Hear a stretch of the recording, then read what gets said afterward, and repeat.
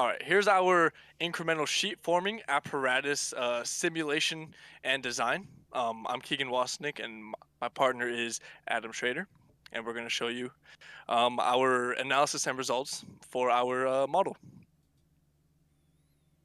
So first, we were tasked to find the diameter of the punch or the round-tipped point mechanism on the end of a slider crank mechanism which we designed.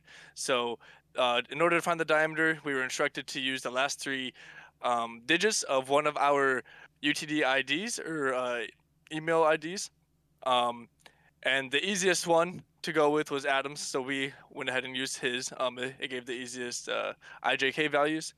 Um, and with that, we ended up with a diameter of 0.01 meters. And with that, we were also able to find the forming penetration depth, which is 0.0225 meters. So this depth is for the punch, as I said, and it's how um, deep it can go into the material and how much the material can kind of deform with it. Material decision. So we just went ahead and continued the analysis from the first homework in this aspect, or at least the narrative of it. So in the first homework, we were tasked to kind of mimic or replicate the design of a beverage container, some metallic or aluminum beverage container. So for this assignment, we have continued that analysis and we've just further developed on it. So we've also chosen another aluminum material, this one being aluminum 3004, as it's a common species of aluminum. It has high ductility, and a lot of other very nice mechanical properties, which we'll see throughout the rest of this analysis. All right, so here's our blank, and in keeping with the aluminum can theme, we've made it out of a very thin 1 millimeter sheet. Here you can see the nodes and elements we used. And then here's our assembly. We're using the same die and holders from the example 12.6. And then here's our punch with a coincident constraint on that blank. Okay, here is the Creo model. This design is similar to the problem statement design. It seemed like one of the simplest models or sketches or designs that we can use for this experiment. And just to keep everything simple and to just proceed with the actual abacus and Creo analysis and simulations, we just went ahead and used a similar design for motivation. Forming temperature. Aluminum 3004 alloy can be formed through hot working or cold working. It is typically hot worked in between 260 and 483 degrees Celsius, but when it reaches kind of around 550 to 600 degrees Celsius, the mechanical properties become compromised, and structurally, you'll start to see all of its properties um, largely reduce or decrease, and it is easier to then deform or shape this metal. So the properties we use for our aluminum, we specifically in this case we use cast aluminum 3004, and the properties for the blank, the actual dimensions, we used a length of 0.06 meters, a width of 0.001 meters, and a thickness of 0.1 meters, and all of this contributed to a total weight of 0.0486 kilograms. Then, using these dimensions, we are able to plug it directly into an equation to find the power absorbed by the material. So you can see below the typical equation to calculate the kilowatts of power produced by material heating up can be found by multiplying the weight by the specific heat and the rise temperature of the material and dividing it over your specified time period. So our weight is 0.0486 kilograms. Our specific heat is 0.893 kilojoules per kilogram Kelvin. And our rise temperature is just the difference between our choice of heat treatment and the room temperature state that it would typically be sitting in. So taking around 250 degrees Celsius and subtracting room temperature, which is around 7 or 22 degrees Celsius, you then plug that value into the equation, and since our time period for testing is 4 minutes or 240 seconds, you then put that in the denominator, and this eventually for the range of 245 to 345 degrees Celsius, we eventually got 40 to 58 watts absorbed by the material at 20% efficiency. So what 20% efficiency means is if we were to size a motor based on power, and in order to do this, we would need a motor at 5 times that value. So because the range of power is 40 to 58 watts, we would need a power supply that can support 200 to 300 watts of power. So we continue on from the forming temperature to analyze the forming force required to shape or perform metal forming on the aluminum blank. So using another equation, there's a standard forming force calculation you can make using the area of the blank you've designed, and the ultimate tensile strength and the yield strength of the specimen that you're analyzing. So for our specific case, our blank at 250 degrees Celsius had a ultimate tensile strength of 190 megapascals and a yield strength of 103 megapascals. And when you plug those into the equation, divide it by 2, and multiply it by area, you then get a resulting forming force of 8,790 newtons. We then performed this again at 345 degrees Celsius, and we found that during analysis, the ultimate tensile strength was 108 megapascals, 88, or our yield strength was then 88 megapascals, and thus our second force was 5,880 newtons. Note, a higher temperature will obviously result in lower required forming force because, as we previously stated, that as the temperature increases in the material, that the structure at least the structural properties become compromised and the values begin to drastically reduce. So therefore, it is easier to shape or form. Kind of think of it or compare it to melting a material and how it becomes very soft and easy to shape. To the right of this slide, you will see two charts or graphs of true stress and true strain values at two different strain rates. So one is at 0.05 units per second, and another is 1 unit per second. And these charts were used for comparative stress and strain values in curves and temperatures and strain rates used as motivation in our analysis.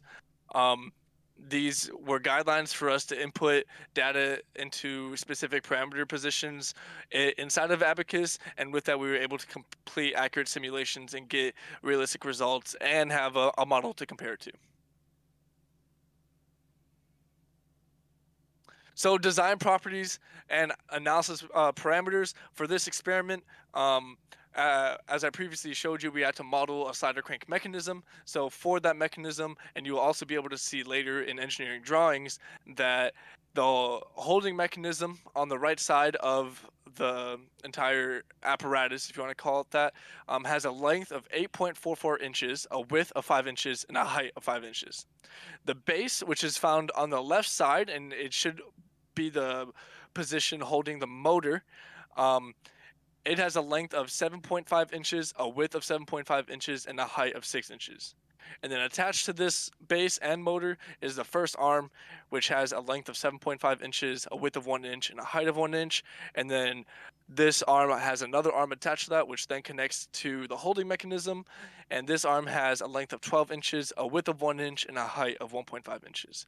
And then lastly, attached or placed inside of the holding mechanism is the punch or the round tip tool, which has a length of 10 inches, but that is a variable that could be designed any way we want, but it has a length of 10 inches and a diameter of 0.4 inches. Continuing on, some basic parameters that we input for our analysis inside of Abaqus for our material of aluminum 3004 was separate heating temperature conditions for separate analysis of 250 degrees Celsius and 345 degrees Celsius. And then, as we also mentioned, we also decided to test these specimens at a strain rate of 0.05 units per second and 1 unit per second. Aluminum 3004 has a density of 2,700 kilograms per meter cubed. Our blank was modeled at 100 vertical nodes with 3 horizontal nodes. It was meshed with the mesh that was taught or instructed to us inside of the Abacus tutorial 12.6. So this mesh is CPE4R element type. And then the instructions also guided us to use an axisymmetric explicit dynamic simulation, which was the best to simulate an accurate deformation experiment on this blank. And lastly, some basic assumptions that we made throughout our analysis is that we assumed the slider crank and tool to be made of a much stronger material than the blank. That way that the slider crank mechanism in total would not deform and would not change shape during simulation. Only the blank would be the thing deforming. And then we have a simplified torque calculation, which you will see in the upcoming slides, by using and assuming a static equilibrium state of our system. And then lastly, we assume that the blank would be heated completely and uniformly, and therefore it will not lose any of its heat throughout the simulation, and it would not have any imperfections throughout the simulation as well. To calculate the total angular displacement of the servo motor, we first took an initial position with our slider crank arm at 45 degrees.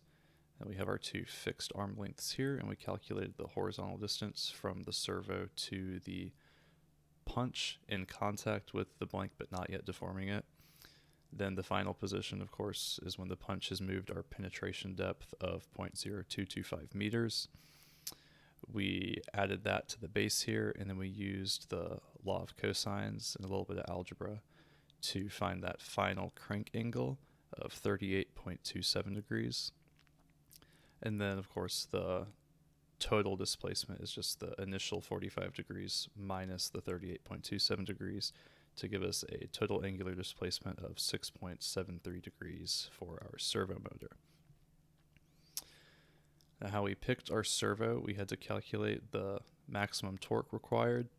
To do that, we just did a simple little static equilibrium analysis of our slider crank. Here are free body diagrams.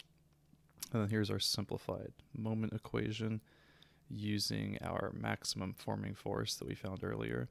And we found that our maximum torque or moment needs to be about 1770 Newton meters. And we found an off-the-shelf servo motor from Siemens with a torque rating of 2000 Newton meters. So it gives us a little headroom without totally blowing the budget on something we don't need. Here are our simulation results. This is an animation of the 345 degree specimen with a strain rate of 0.05 per second. This is the only animated one we'll be showing. They all deform in the same way.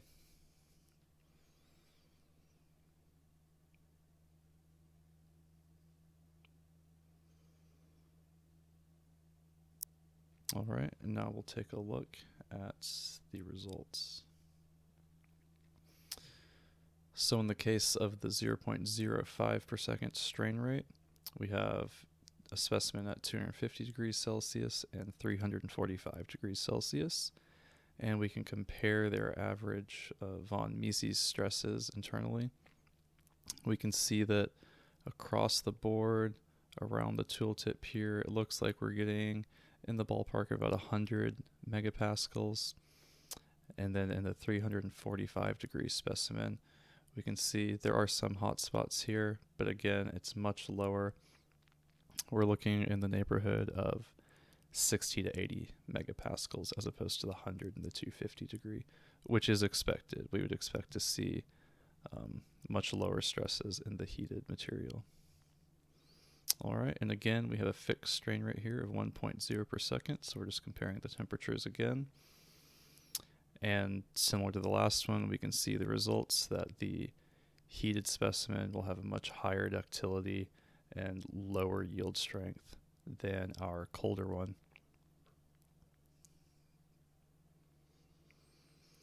Here we have a fixed temperature of 250 degrees Celsius for each specimen, and here now we are comparing the different strain rates. We have a 0.05 per second and a 1.0 per second. So this strain rate is 20 times this one. And we can see that the increased strain rate does cause an increase in stress due to that increased yield strength and lower ductility.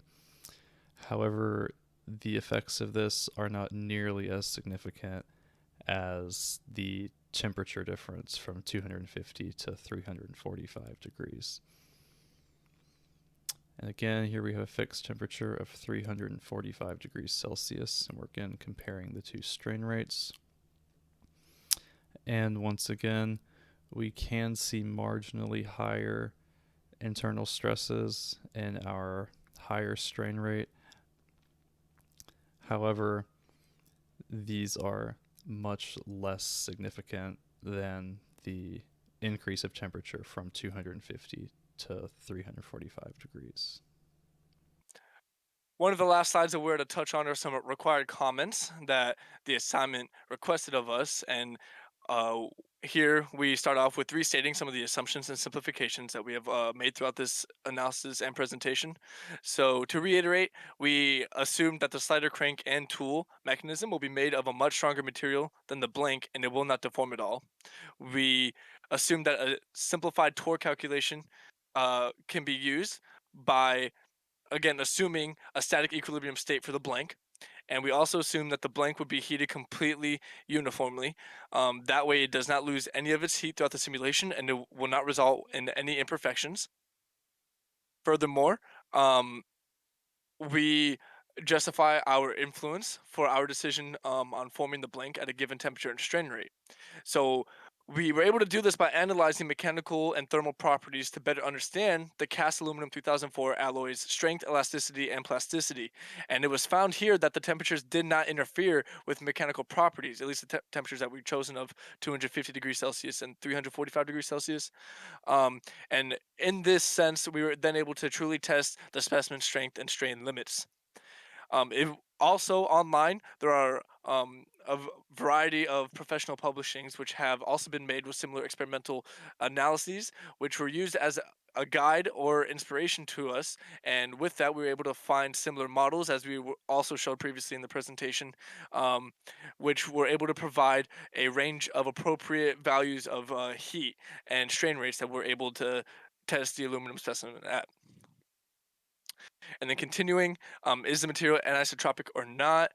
Um, Ours is, and we'll begin with the definition. So the definition of a material being anisotropic is the quality of exhibiting properties with different values when measured along axes in different directions.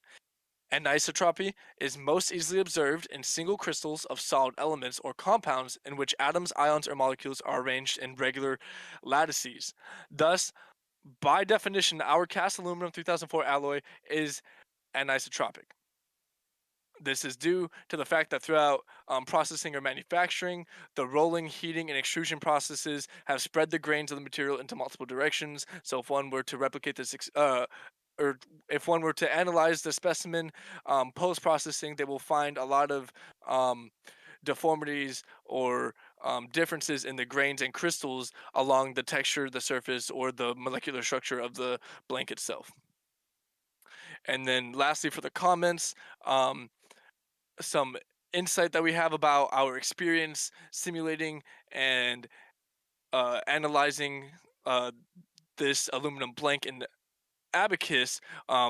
We found that the holding force had to be considered different uh, in both of our areas along the punch. So, and that depended on the heat of the material. So our initial holding force of 440 kilonewtons was perfect for the 250 degrees Celsius simulations, but it didn't allow the blank to slide and elongate between the die and holders at 345 degrees Celsius. The material was so ductile that the tool would simply push through the middle of the blank and fracture it without any material from the sides elongating. Reducing the holding force and narrowing it down to 250 kilonewtons took some tinkering. Too little force and the blank would simply be pulled out of the holders. Too much force and the blank would fracture. Therefore, 250 kilonewtons was the force that firmly and finally gave nearly identical deformation to the initial and colder test we ran, or to the initial test that we ran earlier. And then one of the last comments that we have to make is Abacus was very finicky to work with. It was very easy to make a mistake, and if you were to make a mistake, you would get several errors in which you then had to recheck and reanalyze and debug your simulation, your job, or your model itself. You have to check all of the constraints and contact interactions, and all of these little minor things cost a lot of time, and you lose valuable time being able to analyze your results, or even get accurate results in that sense. Okay, so in conclusion of this experiment, through ISF or incremental sheet forming, manufacturing, and processing, it is found that a high amount of force and stress can be inflicted upon a specimen material, ours being aluminum 3004 in this case, before fracture. The apparatus is designed to perform additive manufacturing actions without the requirement of a die, only CNC machine processing. This small scale ISF experiment that we have performed has resulted in high amounts of force exerted onto our aluminum blank, causing high amounts of stress, strain, and deformation. It is seen that through a budget apparatus like the one we have designed, with minimal material and power requirements, metal forming can still be performed effectively. We would like to take a moment here uh, to show you guys our engineering drawings. So take a look at the dimensions we used. This will be good for experiment replication, or just aiding in your understanding of our slider crank mechanism. And at the end of the engineering drawings, if you have any questions about the presentation or experiment, please let us know.